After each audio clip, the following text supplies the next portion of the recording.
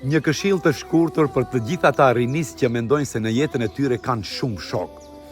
Edhe që u lavdërohen baballarëve të tyre se kam 10 shok, kam 15 shok e kështu me radhë, ndërsa babai i shkret përgjigjet dhe thot, unë kam vetëm një shok në jetën time ose mund mos kem edhe asnjë shok. Pse e them këtë?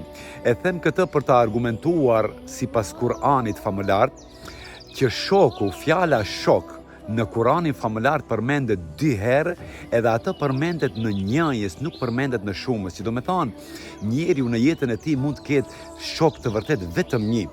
Allahu Lëshanu përmendën në surën Nur, ajeti numër 61, renditën disa antarë të familjes, babalare, nana e halla, teze, kështu me radhë, i përmendën në shumës dhe kur vjen te fjala shok e përmendën në njëjës.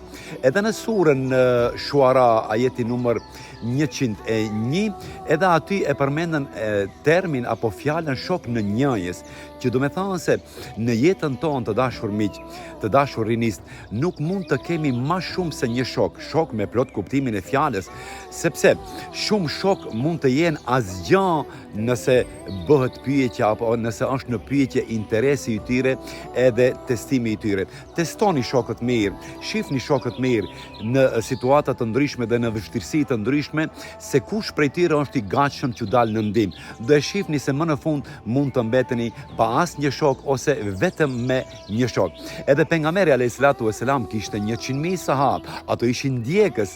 Kishte prej 100.000-ve kishte 10.000 të cilët ishin bashkarisht me Muhamedit alayhis salam në për luftra kështu me radhë. Për këtyre 10.000-ve Muhamedi alayhis salam kishte të dalluar 4 shok.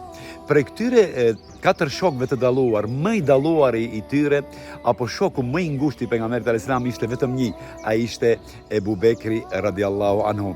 Të dashur rinist, shoku i mirë sipas Kuranit famëlar është ai shok i cili kur e takon ta kujton Allahun, ta kujton pejgamberin, ta kujton botën tjetër, ta kujton halalin, të largon nga harami kështu me radhë. Ndërsa shok për në kafene ka shumë, për darsma ka shumë, për kazino ka shumë, për harame ka shumë. Shoku i mirë është ai me të cilin shpreson ta kalosh një jetë si në xhenet, edhe ta kesh edhe për botën tjetër në xhenet, sepse për në xhenem shok mund të kesh shumë. Allahu na ruajt inshallah, Allahu na udhëzoft të gjithëve. Wassalamu alaikum.